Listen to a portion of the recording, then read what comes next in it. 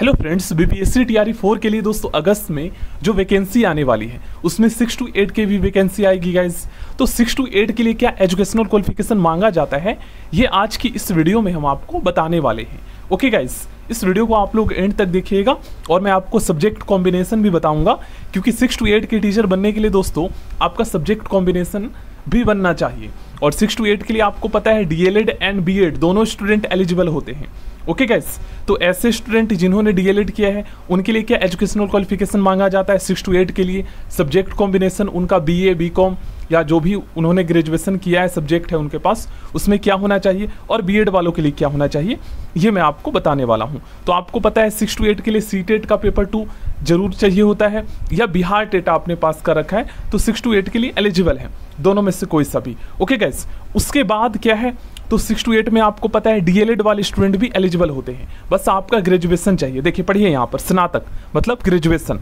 Okay guys, और प्रारंभिक शास्त्र में द्विवर्षीय डिप्लोमा। ओके, एक ही हो गया। उसके बाद अगर आपके 50% नंबर है स्नातक, वही ग्रेजुएशन और बीएड होना चाहिए, सीटेट का पेपर 2 होना चाहिए।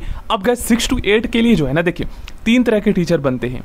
एक होता है मैथ और साइंस के, दूसरा होता है सोशल स्टडी एसएसटी के, और तीसरा होता है भाषा विज्ञान के अध्यापक। तो इनके लिए जो सब्जेक्ट कॉम्बिनेशन है ना ये अलग अलग होता है, तो मैं आपको बता देता हूँ। ठीक है, देख लीजिए 6 to 8 के टीचर बनने के लिए अगर आप भाषा विषय के अध्यापक बनना चाहते हैं तो आपका जो ग्रेजुएशन आपने किया है, जैसे आपने बीए किया है, तो इसमें आप जैसे हिंदी के टीचर बनना चाहते हो तो हिंदी जो है ना ग्रेजुएशन लेवल पर चाहे तो आपका ये ऑनर्स के रूप में या इलेक्टिव दोनों में से किसी भी रूप में आपके पास होना चाहिए। और मिनिमम अगर आपका ग्रेजुएशन 3 साल का है तो 2 साल आपका पढ़ा होना चाहिए।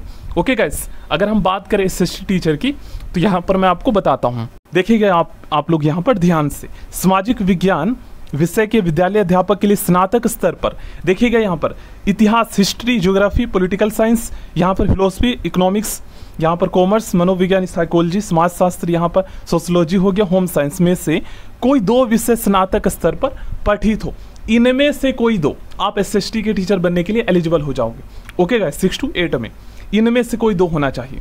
अब क्या ज़्यादातर स्टूडेंट जो है ना जो बीकॉम वाले होते हैं उनको प्रॉब्लम आता है, तो मैं आपको बता देता हूँ ऐसे स्टूडेंट जो अभी ग्रेजुएशन नहीं कर रहे हैं, जैसे मान लीजिए आपने 12th तक आपने कॉमर्स से पढ़ाई किया है तो आगे जो है ना आप बीए कर लो।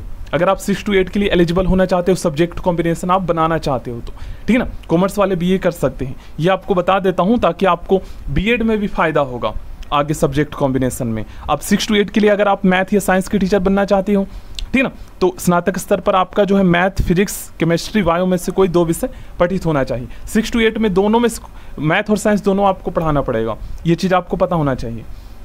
और बीएड वालों के लिए भी सेम ही सब्जेक्ट कॉम्बिनेशन है, ये भी आपको पता होना चाहिए। ओके गाइस, बाकी अगर हम एज लिमिट की बात करें गाइस तो मिनिमम तो यहाँ पर आप लोग देख ही सकते हो 18 साल है, और मैक्सिमम कितना है तो आप लोग यहाँ पर इजीली पढ़ सकते हो।